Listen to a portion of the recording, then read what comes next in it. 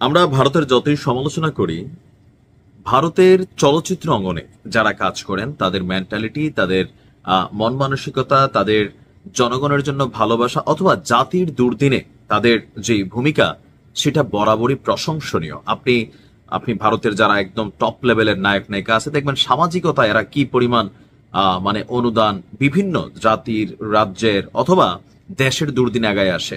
আমাদের তারা ট্রল করে আগায় আসে কে কয়টা গোপনে বিয়ে করছে, মানে আগের জামাইয়ের সাথে কোনটা ছবি পোস্ট করছে, রানিং কোন বউ ছবি পোস্ট করছে, কে করবে।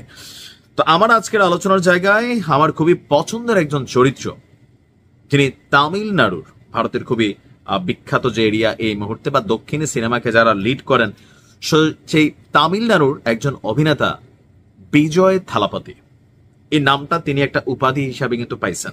এত পরিমাণ জনপ্রিয়তা, তো হঠাৎ করে এই রঙিন দুনিয়া ছেড়ে তিনি রাজনীতিতে আসার সিদ্ধান্ত নিয়েছিলেন।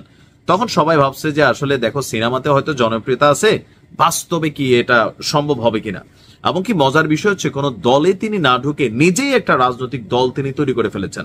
আর আজকে সোশ্যাল মিডিয়াতে যে ভিডিওটা ভাইরাল হয়েছে আপনারা দেখছেন, লক্ষ লক্ষ মানুষ, আমি জানি না বাংলাদেশেও এরকম জনসভা একটা প্রধানমন্ত্রীর বেলা হয় কিনা, মানে এইখানে উচ্ছ্বাসের সহিত যে মানুষগুলো আমরা দেখছি, ইভেন এভরিওয়ান ওয়াজ হ্যাপি, এবং বিজয় থালাপতিও হ্যাপি ছিল। সেইখান থেকে ভারতের বর্তমান ক্ষমতাসীন প্রধানমন্ত্রী নরেন্দ্র মোদীকে একটা ঐতিহাসিক চ্যালেঞ্জ ছুড়ে দিয়েছেন, একটা উপাধি দিয়েছেন ফ্যাসিস্ট। বিষয়টা বুঝতে পারছেন? ইভেন খুবই বড় ধরনের একটা প্রতিক্রিয়া তৈরি হয়ে গেছে।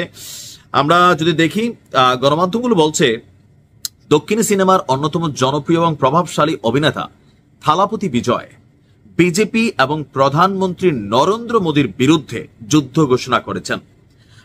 তিনি বিজেপিকে আখ্যা দিয়েছেন ফ্যাসিস্ট বিজেপি বলে। আসন্ন 2026 সালে তামিলনাড়ুর বিধানসভা নির্বাচনকে সামনে রেখে তিনি আজকে এই ঘোষণা দিয়েছেন। দর্শক, মাদুরাইয়ের প্যারাপাথিতে বিশাল বিশাল একটা রাজ্য সম্মেলন আজকে তিনি বক্তব্য দিয়েছেন। সেখানে সকলের সামনে বিজেপিকে আদর্শগত শত্রু এবং ক্ষমতাসীন ডিএমকে কে রাজনৈতিক প্রতিদ্বন্দ্বী হিসাবে ঘোষণা করেন। মানে তামিলনাড়ুতে যে ক্ষমতাসীন দল আছে ডিএমকে কে, তারা হচ্ছে বিজেপির সাপোর্টিং, তাদেরকে প্রধান প্রতিদ্বন্দ্বী হিসেবে ঘোষণা দিয়ে তিনি বলছেন, একটা শিব সিংহ সবসময় সিংহই থাকে, তার গর্জন একবার উঠলেই 8 কিলোমিটার পর্যন্ত প্রতিধ্বনি ছড়িয়ে পড়ে। সিংহ শিকারের জন্য বেরোয়, বিনোদনের জন্য নয়।